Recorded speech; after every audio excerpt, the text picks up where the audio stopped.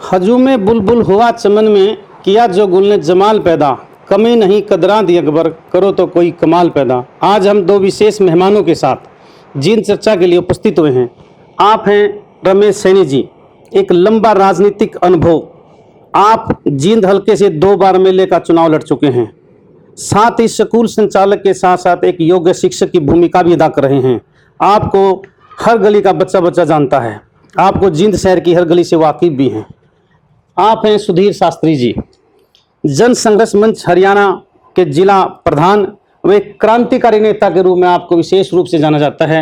आप बिल्कुल स्पष्ट वक्ता हो, आप किसी का कोई भी उधार बाकी नहीं रखते, जो कहना मुंह पर कहते हैं। आज हम 2 विशेष मेहमानों के साथ जींद विषय पर चर्चा करने के लिए तैयार हैं। सबसे पहले रमेश जी, आपसे मेरा पहला प्रश्न है, आपकी नज़र में जींद शहर की मुख्य समस्याएं क्या क्या हैं? पूजन जी, जींद शहर की समस्याएं तो आपके सामने है। देखो, जब से हरियाणा बना है तब से लेके आज तक ये हरियाणा का सबसे पहला जिला ऐसा है जहां पर कोई विकास नहीं हुआ।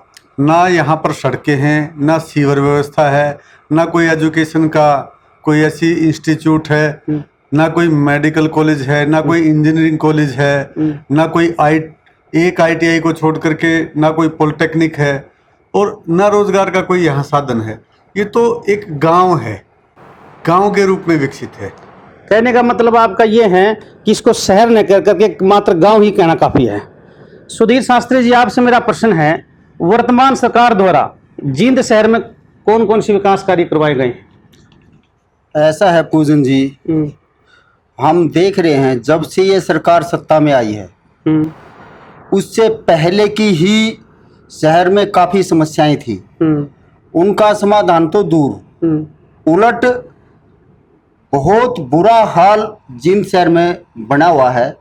और अर्बन स्टेट का मैंने हाल देखा है कि वहाँ 3-3 फुट गहरे खड्डे, और वो कुछ समय के नहीं, काफ़ी लंबे समय तक रहा। और इसी तरह से शहर में ना पानी की निकासी है, ना सीवरेज का, और ना ही रोडों का। इतना बुरा हाल है कि सरकार इन समस्याओं के प्रति बिल्कुल असंवेदनशील है। कहने का मतलब आपका ये है कि जो समस्याएं थी उससे और आगे उभर करके आई, समस्याओं में कमी नहीं आई। आपका कहने का मतलब यही तो है? हाँ, बिल्कुल ये है।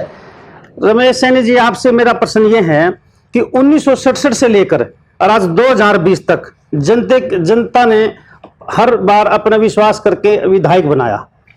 अब प्रश्न आपसे यह है कि आज जो शहर है जींद हमारा पिछड़ा हुआ है, इसमें जनता की कमी रही या नेताओं की कमी रही? नेताओं का तो है ही है, नेताओं ने तो सोचा ही नहीं कुछ भी।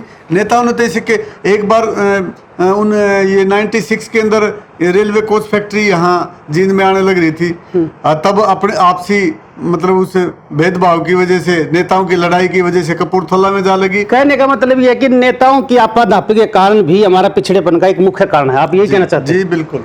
हाँ जी, सुधीर शास्त्री जी, आप ये बताओ कि हम जब उम्मीदवार को चुने, जिसको हमने वोट देनी है, उस विधायक की हम क्या चीज देखें उसके अंदर जिसको हम वोट देना चाहते हैं?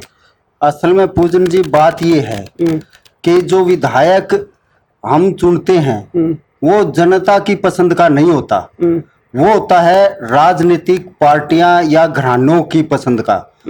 और जो जनता के संघर्षों के बीच से और उनके हकों की लड़ाई लड़ते लड़ते और जो जनता पैदा करे नेतृत्व, तो हमें ऐसे लोगों को आगे बढ़ाना चाहिए और जो आम जनता के हकों की लड़ाई लड़। कहने का मतलब ये है कि जो संघर्ष करके निकलता है, जिसमें ये गुण हो, उसको हमें नुमाइंदा अपना चुनना चाहिए। आज रमेश सैनी जी, आप ये बताएं, जींद शहर के विकास के लिए आप सरकार को क्या सुझाव देना चाहेंगे? जींद शहर के विकास के लिए सबसे जरूरी तो है यहाँ से हाईवे का निर्माण, और उसके ऊपर ज्यादा से ज्यादा इंडस्ट्रीज, टैक्स फ्री जोन घोषित यहाँ किया जाए, ताकि ज्यादा इंडस्ट्रीज यहाँ आए और हमारे इस क्षेत्र के बच्चों को, लोगों को रोजगार उपलब्ध। बहुत अच्छी बात है। आज ही सुधीर शास्त्री जी, आज बढ़ती बेरोजगारी के मध्य आप आम आदमी, मध्यम आदमी के लिए, गरीब आदमी के लिए क्या सरकार से मांग करना चाहेंगे? देखो, सरकार जो है वो सरकार बड़े घरानों के हित में काम कर रही है और जो रोजगार के साधन हैं वो सभी साधन छीन के और बड़े घरों को मुड़ाई चटा रही है। तो सबसे पहली बात यह है कि सरकार रोजगार पैदा करे, इसके लिए जो निजीकरण है, ठेका प्रथा है, प्रणाली है, ये खत्म करे, जिससे आम युवा को रोजगार मिल सके। तो ये एक मेन जरूरी बात है। आप युवाओं के रोजगार की मांग कर रहे हैं, भाई रोजगार की कमी है। प्रिय मित्र दर्शक साथियों, हमारा जो उद्देश्य है वो किसी नेता के प्रति या पार्टी के प्रति कटाक्ष करना नहीं है।